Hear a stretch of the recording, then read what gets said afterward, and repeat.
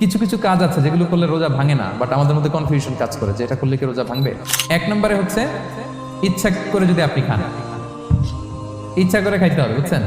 ভুল করে খাইলে কিন্তু রোজা ভাঙে না। খুব মজার না ব্যাপারটা? অনেক সময় এমন হয়, অনেকের অভ্যাস যে সকালবেলা সে ঘুম থেকে উঠে পানি খায়।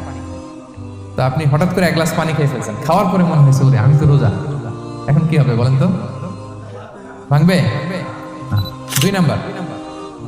দুই নাম্বার হচ্ছে, এটা বিবাহিতদের জন্য, যেহেতু মোস্ট অফ দ্য অডিয়েন্স আর 18+, কোনো অসুবিধা নাই। আর ইসলামে কথাগুলো আসলে বাঁচতে হলে জানতে হবে। সেটা হচ্ছে, আমরা শুনেছি যে বিবাহিতরা ফিজিক্যাল ইন্টারকোর্স যদি করে, দেহ থেকে সিমেন আউট হলে রোজা ভেঙে যায়, কিন্তু স্বাভাবিক মেলামেশার সাথে রোজা ভাঙে না। কিস করা, হাগ করা হাজব্যান্ড ওয়াইফের মধ্যে, এই যে সখ্যতা, এই ব্যাপারগুলো যদি দিনের বেলায় ঘটে এতে রোজা ভাঙে না। তবে এটা রিকমেন্ডেড না।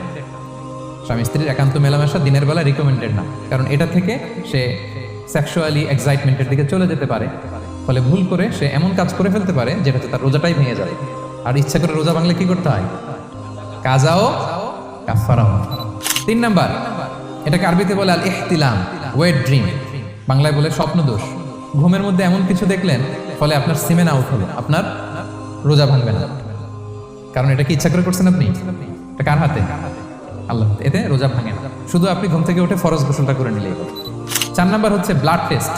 অনেকে বলে যে হুজুর ব্লাড টেস্ট করা যাবে কিনা রমাদানে? ব্লাড টেস্ট করা যাবে।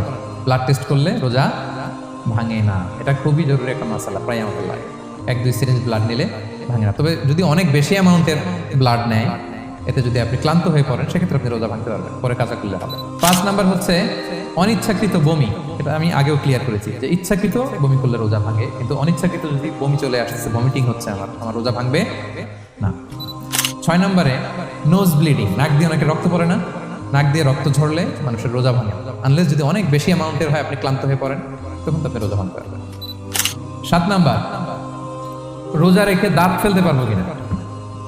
জি, রোজা রেখে আপনি আপনার দাঁতকে রিমুভ করতে পারবেন, খুব বেশি যাতে রক্ত বের না হয় সেটা আপনি খেয়াল রাখবেন। দাঁত ফেললে যে রক্ত বেরোয় এতে রোজা ভাঙে না। 8 নম্বরটা হচ্ছে ইনজেকশন। রোজা রেখে ইনজেকশন দেওয়া যাবে কিনা? কিছু কিছু ইনজেকশন দেওয়া যাবে, কিছু কিছু দেওয়া যাবে না। কোনগুলো দেওয়া যাবে না? Food supplementary injection, nutrition value আছে এরকম injection, energy tech injection, energy boost up করে এরকম ইনজেকশন দিলে রোজা ভেঙে যায়, এগুলো দেওয়া যাবে না। কিন্তু পেইন কিলার যে ইনজেকশনগুলো আছে এটা দিতে পারবেন। পেইন কিলার ইনজেকশন দিতে পারবেন, অ্যান্টিবায়োটিক ইনজেকশন দিতে পারবেন, অ্যানেস্থেটিক ইনজেকশন দিতে পারবেন, এই জাতীয় মেডিকেশন ইনজেকশনগুলো দিতে পারবেন।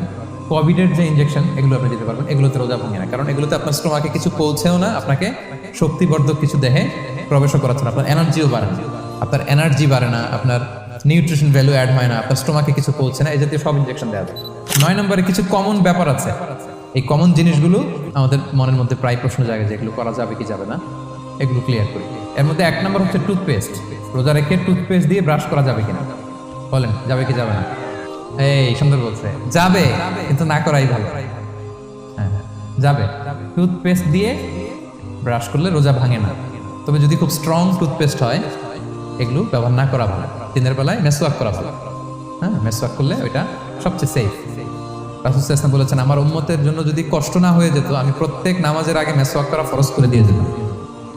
কষ্ট হয়ে যাবে, পকেট নিয়ে নিয়ে মেসওয়াক করতে হবে। এবং রাসূল সাল্লাল্লাহু আলাইহি ওয়াসাল্লাম মৃত্যুর আগে ওনার হাতে যে জিনিসটা রেখে উনি শেষ নিঃশ্বাস ত্যাগ করেছেন সেটা হচ্ছে মেসওয়াক। আরবাউন মিন সুনানিল মুরসালিন, 4টা সুন্নাত, এটা সব নবীদের মধ্যে ছিল, এর মধ্যে একটা হচ্ছে আসওয়াক, মেসওয়াক। মেসওয়াক করবেন তো আপনারা? আচ্ছা। এরপর রোজা রেখে আতর দেয়া যাবে, কোনো সমস্যা নাই। পারফিউম দেয়া যাবে, সমস্যা নেই। আই ড্রপ দেয়া যাবে, চোখে ড্রপ দেয়া যাবে, আইলাইনার দেয়া যাবে, কাজল দেয়া যাবে, এগুলোতে রোজা ভাঙে না। এরপরে ডায়াবেটিক পেশেন্ট যারা আছে তারা ইনসুলিন দিতে পারবেন, এতে রোজা ভাঙে না।